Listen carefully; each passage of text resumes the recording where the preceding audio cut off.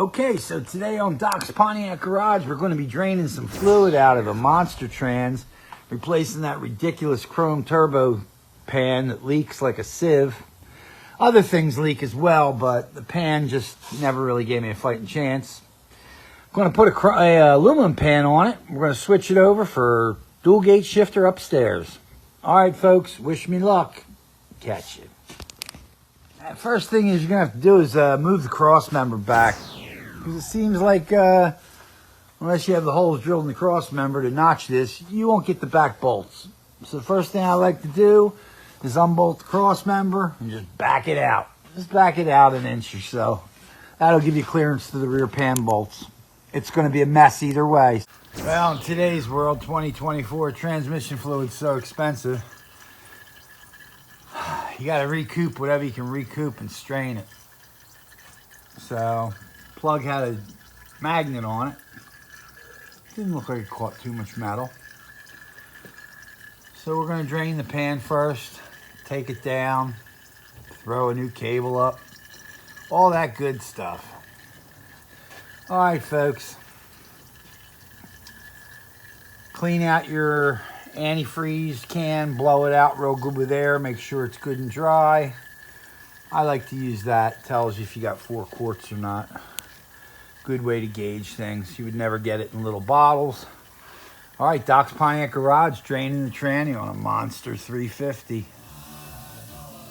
Well, I want to bang on these drums all day. It's a good thing you have a lot of paint strainers. Let me show you what I'm doing here. Again, like I said, tranny fluid is so expensive. I wouldn't say there's too much clutch material in there, but you can see the fragments of metal. Typical break-in. It's all probably typical break-in. But now I'm going to strain fluid back and forth between these two till I'm happy with what I see. I made this funnel setup to catch it, otherwise you'll get it all over the place. But that's what I'm going to do. Just back and forth until you don't see metal like you see in there. Again, I think that's typical break-in. And then after 3 screenings, making sure that your things don't have any remnants in it, you'll see that you've gotten most of the dirt out of this fluid. So now it's up to the customer to decide whether he wants to use the new fluid or the old fluid. But you could use this, and it is pretty expensive stuff. By using new fluid, don't forget you always wash away anything like, you know, this is broken in fluid. I don't know.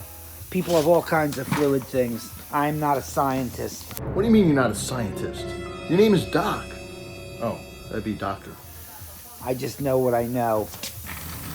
First screening, second screening, and third screening. Looks pretty clean. Thank God we got paint strainers as far as the eye can see. Anyway, Doc's Pontiac Garage, straining some expensive transmission fluid. Hope you like my videos. Next video up will be installing pan gasket and pan. Nice new aluminum pan with drain plug. We've already drained the transmission fluid. What we had here is a brand new transmission install, but they left the pan bolts loose on me, and Doc just didn't catch it. I mean, you know, maybe what I can say to the public is whenever buying a transmission, I don't care if it's from whoever, names unmentionable, make sure your pan bolts are tight. Don't trust the vendor, because if they're not, you'll bleed right through the gasket and it won't seal. And I don't think you get 2 shots on a quart gasket. Anyway, Doc's Pontiac Garage, and our tech tip: if installing transmissions from your vendors, check all bolts to make sure they're tight, especially the trans pan bolts, because if you fill it with trans fluid and it leaks once, I don't think you're going to be able to chase it out. Well, folks, they get you again. Because the bolts are metric, and because these holes in this gasket are standard, it won't allow me to get the bolt through easily.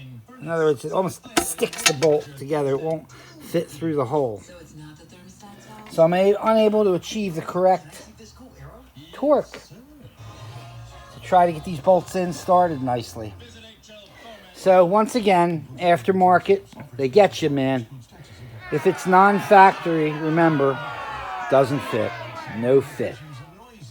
All right, Doc's Pontiac Garage. Can't say I'm not pissed off. I'm going to get it, but got to figure out the trick. All right.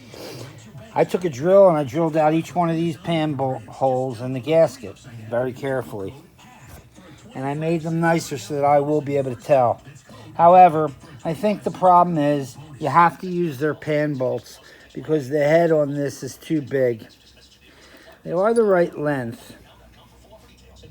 However, I don't know what we got here. So I'm going to go with their pan bolts and see how that works now with the bigger hole.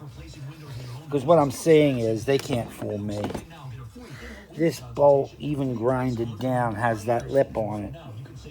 And it won't allow you to pass the aluminum. So it would make you go in crooked.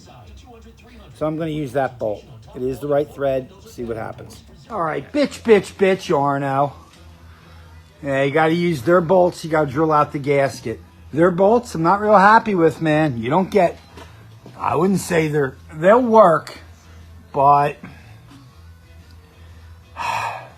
it's got to fit a 350 tranny. They got to be the right depth. I achieved torque with a T-handle, not with a ratchet yet. I got to go help my older brother. I'm going to beat his ass.